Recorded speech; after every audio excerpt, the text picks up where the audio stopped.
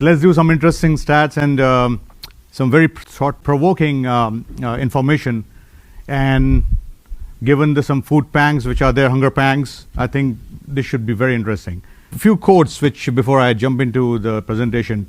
Trying to study on an empty stomach is like baking without flour. It's just not going to work. You need food before you do anything, especially when you're going to school, studying, doing whatever you're trying to do as kids. So this is all about food for education. Akshaya Patra Foundation, this is a world's largest midday meal program, an NGO which serves 2 million kids per day. It's based in India and it's spread across multiple locations in India, and we'll talk about that a little bit. So the whole and sole motto of the organization is no child should be deprived of education because of hunger. What are we doing at Akshaya Patra as an organization in India, and what are we doing here in the United States to support that? As you could see, 2.2 million meals per day, cooked across 75 locations, 24,000 schools. Okay, what it means is that if you see, if some of you are from India, some of you might have been to India, and if you're not, when you visit, definitely visit one of those kitchens, and you will be amazed and really impressed what happens. So if you see the map, the different states and the number of cities, the kitchens which are located there, they are all every day morning cooking these fresh meals across different states, across different ethnicities, across different flavors, and India is a very diverse country, as some of you know. Every state has its own cuisine, its own way of cooking, different food and diet preferences.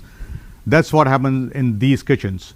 And what it means is that catering to the kids who are in those local schools, they are catered according to the taste and their regional preferences and ethnic preferences. Okay, so what it means, so here's what it means here. As you could see, we are talking about kids coming to school to first eat and then study. But a large section of these kids who are deprived, either they are, their parents are just on day labor. So if they don't get food, they just go along and work, or sometimes they are just begging on the streets, or they are getting into crimes or whatever. There's a large population out there which is forced to do that against their will. So what happens here? With this program, the big midday meal program, the free food which is being served in the schools, first is obviously the parents send them to school. Go, you get food there, right? That's number one. Second is, as the attendance increases, and especially the girl children who are there, that gives a good rolling mass. So there are people who are getting references and motivation. They keep coming, and the education is getting up. Dropout rates are lower because now when they're in school, they will eat, and then they are sticking around and sticking more, and then they develop interest as they go, right? And the last one is where the social development, right? So huge subject by itself, right? What you're doing in school, how you're developing as a personality, education, etc., etc. I won't go into that. But how this simple plan of providing the midday meal school program in the school, or midday meals in the school, is impacting the life of a child is what we do there. Some of these United Nations Sustainable Development Goals that were laid out, we are addressing 7 out of 17. Again, a presentation by itself, not going to each of those, but we are touching these 7, which are very impactful in different ways. And clearly there is more to do, so covering all those 17 would be the goal as we go forward. So what does it mean? Started in year 2000. This was co-founded by ISKCON. Some of you guys know what ISKCON is. And a few philanthropists from some industries and society came together. And they started in one single city in Bangalore, in southern part of India. First year, there's only 1,500 meals were served in the city of Bangalore. The journey began there, and then it started accelerating. Next few years, it caught that momentum. So by 2006, as you could see, the Harvard School did a case study on that, how it's impacting, and so the detailed study was done on that, and you should be able to find it online. As we continue to accelerate from 2008 to 2019, fast forward, 3 billion meals served total. right? So we are close to about 1.5 million per year kind of run rate there. And then fast forward 2024, 4 billion meals, and we are now at a run rate of 2.2 million per year. Our goal as we go forward is to reach 5 million per day, right? Expand into more cities and continue to grow and continue to bring more flavors into that. What's important to mention is in 2021, which is the COVID times, when kitchens were closed, schools were closed, the students, the kids who came from that particular society, that strata, they were struggling to meet their ends. So Akshaya Patra stepped in there with what we call the boxed and the cooked meals. So Akshaya Patra served that class, those recipients at their homes, right? So kitchens, in fact, I would say kitchens were not closed. So some of the kitchens were closed in the active cooking, but the boxing and packaging was being done in those places, all right? So this continued, and these are times when your model, your intent is tested, and that's how we really delivered that. Now, how does this work? Who's funding? How is it coming? Where is it? What's going on here?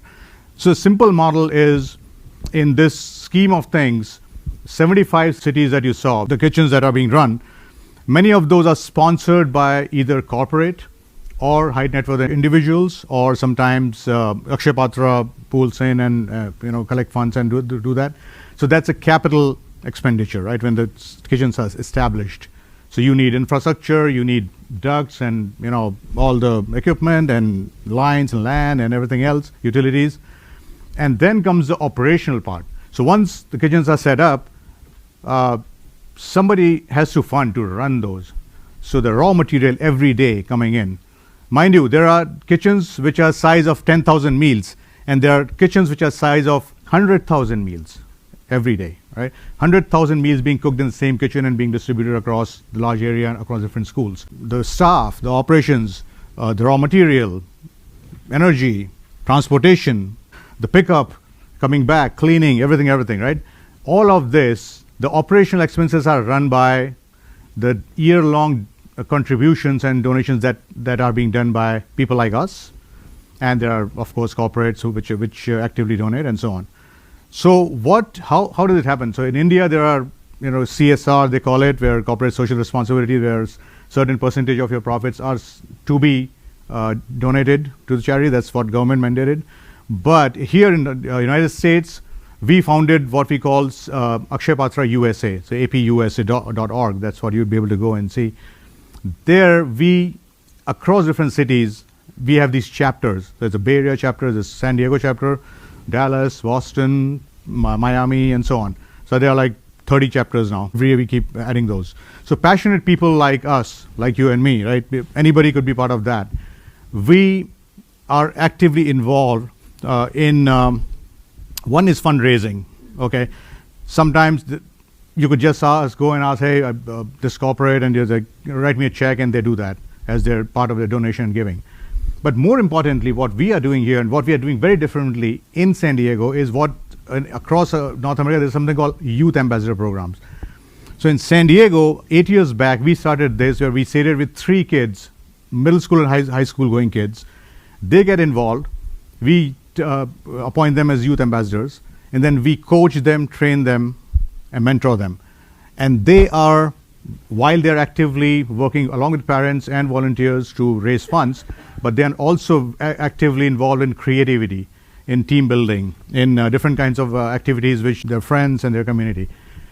That started rolling from 2016. Fast forward today, we have 80 plus kids involved in the program. And all of them are actively going through that leadership, team building, passion and compassion for what's going on and how they should be serving the community.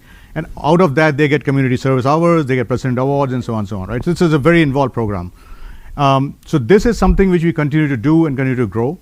And we continue to also then partner with other nonprofit organizations and contribute to them through our efforts and funding, et cetera, et cetera. So bottom line is that whatever we do today, what we are contributing is, one, of course, is the midday meals program and the funds that we are collecting.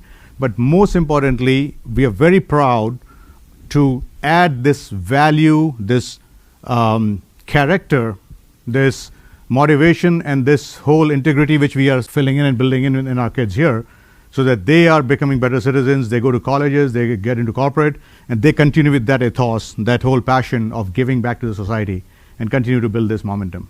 Okay, so anybody and everybody is welcome to join this organization. We all are a volunteering organization. We continue to build this here.